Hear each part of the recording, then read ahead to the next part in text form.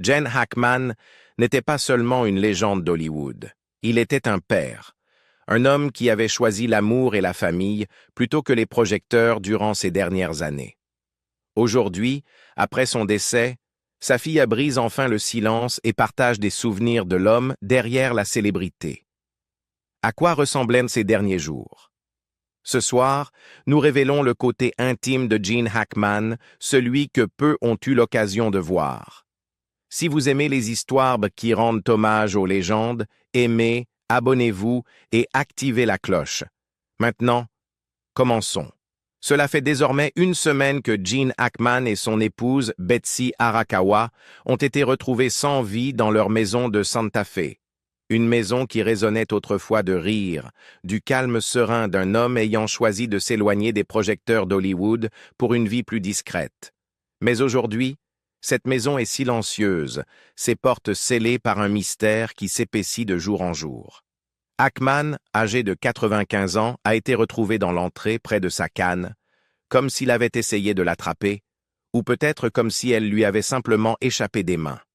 Betsy, 65 ans, a été découverte dans une salle de bain ouverte, près d'un radiateur soufflant, dernier vestige de chaleur dans une scène autrement glaçante.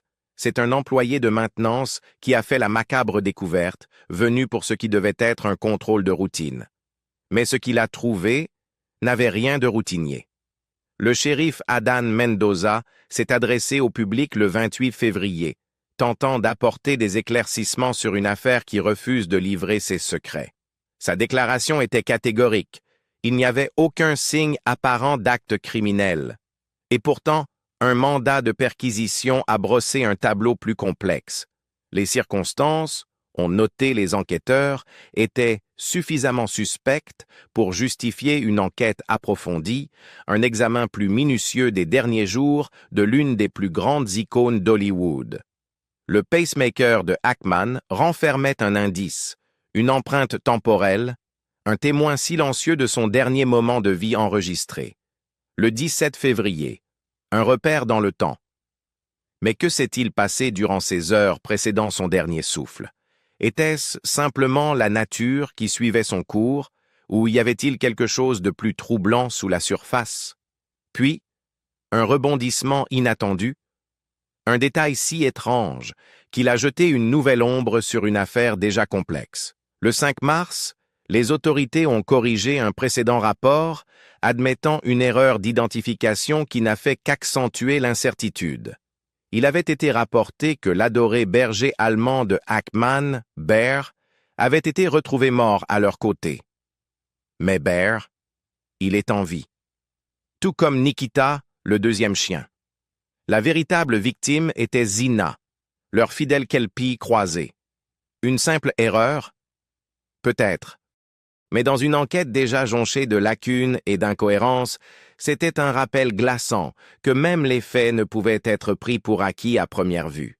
Et ainsi, nous nous retrouvons à la croisée des chemins entre certitude et spéculation. Nous savons où. Nous savons quand. Mais savons-nous vraiment pourquoi? Qu'est-ce qui a conduit à l'ultime chapitre de l'histoire de Gene Hackman et Betsy Arakawa? Était-ce une fin paisible et tragique, ou y a-t-il quelque chose de plus? Quelque chose de caché derrière les murs de cette maison de Santa Fe, attendant d'être découvert? Les autorités ont scruté chaque centimètre de la résidence, cherchant des indices, quelque chose, n'importe quoi, qui pourrait expliquer ce qui a coûté la vie à Gene Hackman et à son épouse, Betsy Arakawa.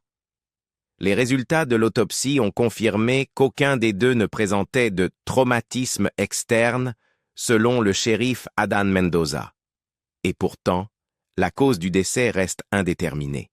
Une révélation choquante, étant donné notre attente de conclusions claires dans ce genre d'affaires.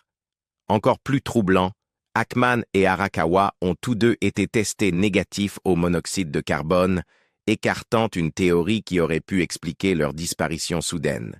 Puis, le 4 mars, le bureau du shérif du comté de Santa Fe a fait une annonce sur sa page Facebook officielle. Il a révélé que la New Mexico Gas Company avait identifié 5 problèmes distincts dans la maison de Hackman, dont ce qu'ils ont décrit comme une fuite minuscule. Une fuite qui, bien que notable, n'était pas considérée comme un facteur dans leur décès. Malgré tout, ces découvertes ont été transmises au bureau du médecin légiste par précaution. Quelque chose d'aussi insignifiant aurait-il pu jouer un rôle après tout? Ou s'agit-il encore d'une impasse dans une affaire déjà pleine de fausses pistes? Lors d'une conférence de presse, Mendoza a choisi ses mots avec soin. Il n'y avait aucun signe évident ou immédiat d'acte criminel, a-t-il déclaré. Mais il a rapidement ajouté quelque chose de bien plus intrigant. Les enquêteurs n'excluaient rien. Nous gardons toutes les options ouvertes, a-t-il ajouté. Une phrase qui résonne, suggérant que même les forces de l'ordre ne sont pas convaincues qu'il s'agit simplement d'une affaire de vieillesse et de fatalité. Et puis, il y a ces détails qui refusent d'être ignorés. Un flacon de médicaments sur ordonnance a été retrouvé sur les lieux, des comprimés éparpillés sur le sol, près du corps de Betsy Arakawa. De quels médicaments s'agissait-il? À qui étaient-ils prescrits? Et surtout, ont-ils joué un rôle dans ce qui s'est passé cette nuit-là? Le bureau du shérif est resté discret, refusant de divulguer ses réponses, pour l'instant. Mais Mendoza a été clair sur un point. Ces médicaments sont considérés comme des preuves importantes. La vérité, semble-t-il, repose entre les mains des pathologistes, qui détermineront si ces substances ont eu un impact sur le décès de Hackman et Arakawa. Les enquêteurs cherchent également des réponses dans les traces numériques de leurs derniers jours. 2 téléphones portables ont été récupérés sur les lieux. Appels, messages, photos. Chaque donnée est désormais scrutée, une tentative désespérée de reconstruire les derniers instants de leur vie. L'un des plus grands défis pour les enquêteurs est l'absence de caméras de surveillance. Aucune image vidéo n'existe pour aider à reconstituer les dernières heures de Hackman et de son épouse, Betsy Arakawa. Leur domaine de Santa Fe, autrefois un havre de paix, est désormais une île de mystère, son silence seulement brisé par les murmures d'une enquête qui refuse de se conclure. Les preuves laissées derrière sont fragmentées, incomplètes et, dans certains cas, entachées d'erreurs humaines. Prenez par exemple l'affaire des chiens du couple, un détail qui semblait mineur au départ, mais qui a maintenant ajouté une nouvelle couche d'incertitude à cette histoire embrouillée. Dans leur premier rapport, les enquêteurs du shérif avaient déclaré avoir trouvé un berger allemand mort, décrit comme « marron ». Cette description correspondait à Bear, le compagnon bien-aimé de Jean et Betsy. L'idée que Bear ait péri à leur côté n'avait fait qu'accentuer la tristesse. Mais ensuite, une correction stupéfiante a éclaté au grand jour. Bear était vivant. En fait, il allait parfaitement bien, se reposant en toute sécurité dans une garderie pour animaux de compagnie locale aux côtés de Nikita, le mélange Akita-berger du couple. La véritable victime? Un chien nommé Zinna, un croisé kelpie australien de 12 ans, au passé impressionnant. Elle avait été entraînée aux compétences d'agilité avec l'espoir de concourir un jour au prestigieux Westminster Kennel Club Dog Show. Au lieu de cela, son corps a été retrouvé enfermé dans une cage close au sein de l'immense domaine du couple, d'une valeur de plusieurs millions de dollars. Comment une erreur aussi cruciale a-t-elle pu se produire? Contactée pour un commentaire, Denise Womack Avila, porte-parole du bureau du shérif du comté de Santa Fe, a admis qu'elle n'avait pas encore entendu parler de cette erreur d'identification. Elle a expliqué « Nos adjoints ne sont pas confrontés aux chiens au quotidien, et je ne peux pas, pour le moment, parler de l'état ou des conditions dans lesquelles le corps du chien a été découvert. Mais dans une enquête où chaque détail compte, une telle erreur ne fait qu'alimenter l'incertitude qui entoure cette affaire. Hackman n'était pas seulement le père de certaines des performances les plus inoubliables du cinéma, il était aussi le père de 3 enfants, Leslie, Christopher et Elizabeth, qu'il partageait avec sa première épouse, Faye Maltese. Leur lien était fort et malgré son statut imposant à Hollywood, il est toujours resté un homme de famille discret et dévoué. Sa plus jeune fille, Leslie, s'est récemment exprimée sur ces derniers jours et ce qu'elle a révélé n'a fait qu'approfondir le mystère. Selon Leslie, son père était en bonne santé la dernière fois qu'elle l'avait vu. Malgré son âge, il était en très bonne condition physique, a-t-elle partagé. Même à 95 ans, Ackman tenait à rester actif, pratiquant le pilate et le yoga plusieurs fois par semaine. Il aimait faire du pilate et du yoga, et il continuait à en faire plusieurs fois par semaine. Donc, il était en bonne santé. Ce n'était pas qu'une routine, c'était une partie de ce qui le maintenait fort, ce qui lui permettait d'avancer. C'est pourquoi son décès soudain, bien que pas totalement surprenant compte tenu de son âge, reste une perte inattendue et tragique. Désormais, Leslie et ses frères et sœurs sont confrontés à une réalité déchirante. Alors que les autorités poursuivent leur enquête, la famille travaille en étroite collaboration avec les forces de l'ordre, espérant reconstituer ce qui s'est réellement passé dans cette maison de Santa Fe. Nous devons attendre et voir quelles informations nous obtiendrons de la police, a admis Leslie. Nous ne nous attendions pas à devoir nous rendre là-bas et tout passer en revue. La perte de son père est dévastatrice, mais le chagrin de Leslie va au-delà. Elle pleure aussi la disparition de sa belle-mère, Betsy Arakawa. Betsy n'était pas seulement l'épouse de Gene, elle était son pilier, sa partenaire dans tous les sens du terme. Ils avaient un mariage merveilleux, a révélé Leslie, et elle attribue à Betsy le mérite d'avoir permis à son père de vivre et de prospérer pendant tant d'années.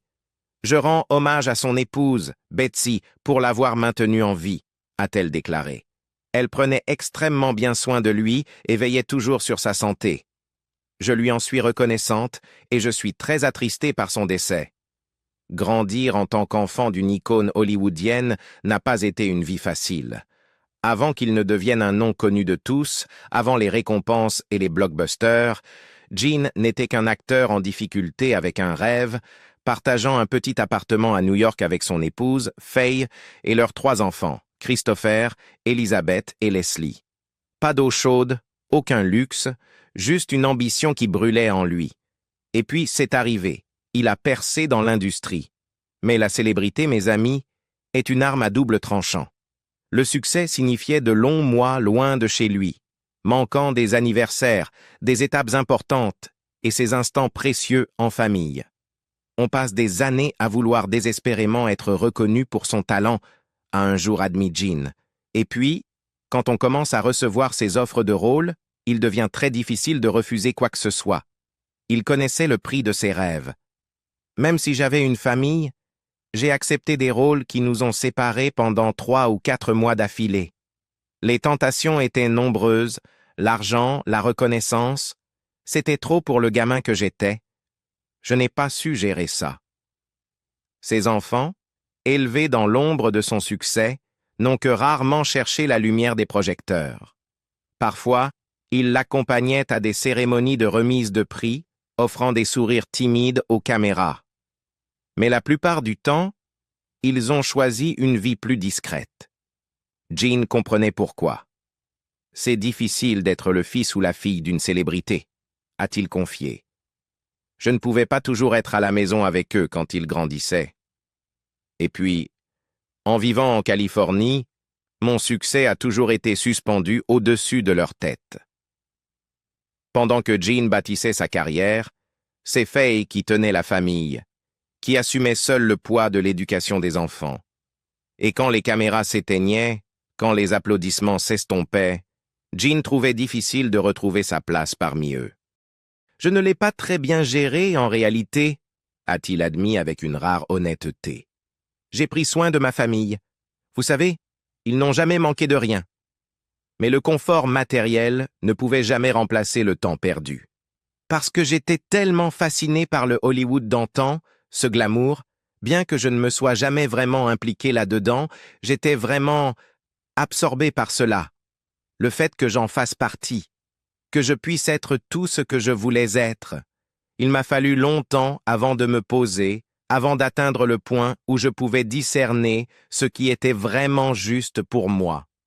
Et maintenant, alors que le monde pleure la perte de ce géant du cinéma, Sa famille pleure l'homme qu'il connaissait simplement sous le nom de papa et grand-père. Dans une déclaration bouleversante, Leslie Elizabeth et la petite fille de Jen, Annie, ont partagé la nouvelle de son décès. C'est avec une grande tristesse que nous annonçons le décès de notre père, Gene Hackman, et de son épouse, Betsy. Il était aimé et admiré par des millions de personnes à travers le monde pour sa brillante carrière d'acteur, mais pour nous, il était avant tout papa et grand-père. Il nous manquera terriblement et nous sommes dévastés par cette perte. Son neveu, Tim Hackman, a récemment pris la parole, pesant soigneusement ses mots, comme s'il marchait sur un terrain sacré. Il y a seulement 4 jours, il s'est exprimé, précisant que la famille refuse de tirer des conclusions avant que tous les faits ne soient établis. Nous attendons les résultats de la toxicologie. Cela nous dira tout, a-t-il déclaré d'un ton à la fois ferme et mesuré. C'est difficile de faire des suppositions. Il y a beaucoup de théories qui circulent, et je ne veux pas spéculer. C'est facile de se laisser emporter par des hypothèses négatives. Ah, la spéculation. Elle se propage comme une traînée de poudre en période d'incertitude, mais Tim insiste sur le fait que pour l'instant, la famille souhaite s'accrocher à autre chose, la positivité. La famille veut rester positive pour le moment et quand nous connaîtrons la vérité, nous ferons face à la situation. Mais même dans ces déclarations prudentes, une fissure dans la certitude apparaissait, une ombre de doute s'immisçait. Il reconnaissait que la scène où son oncle avait été retrouvé soulevait des questions troublantes. Mon oncle avait 95 ans, un âge où l'on commence à se dire « Ok, c'est le moment », admettait-il.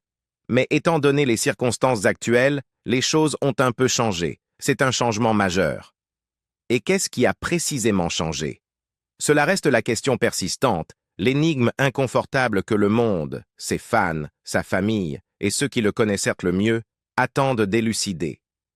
Un homme qui connaissait à la fois Gene et sa bien-aimée épouse, Betsy Arakawa, était Andy Wells, un instructeur de vol qui avait eu le rare privilège de croiser leur chemin au cours de leur vie commune.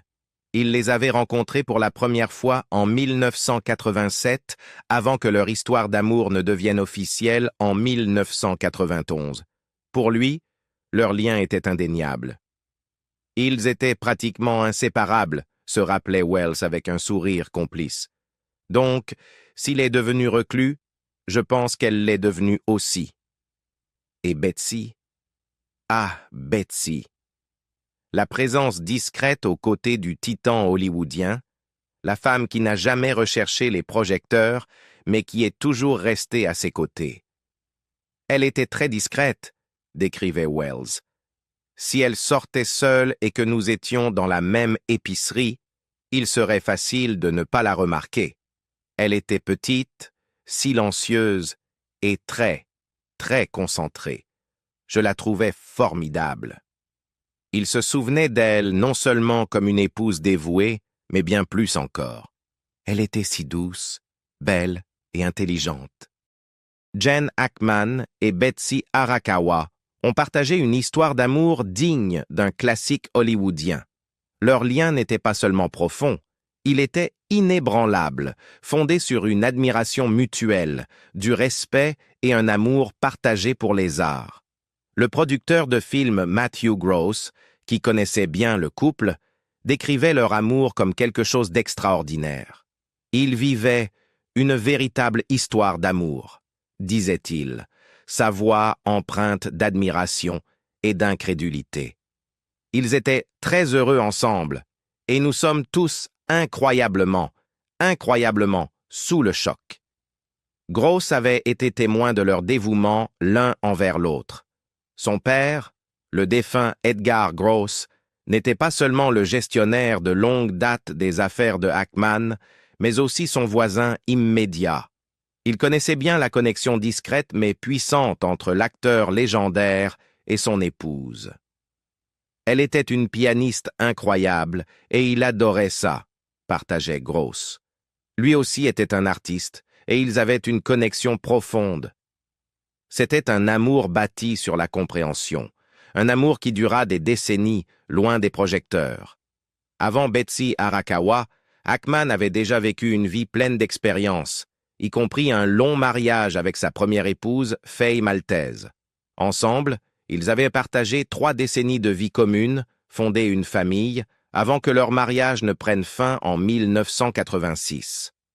Puis, le destin intervint. Il rencontra Betsy, une femme dont la présence allait bouleverser le cours de son existence.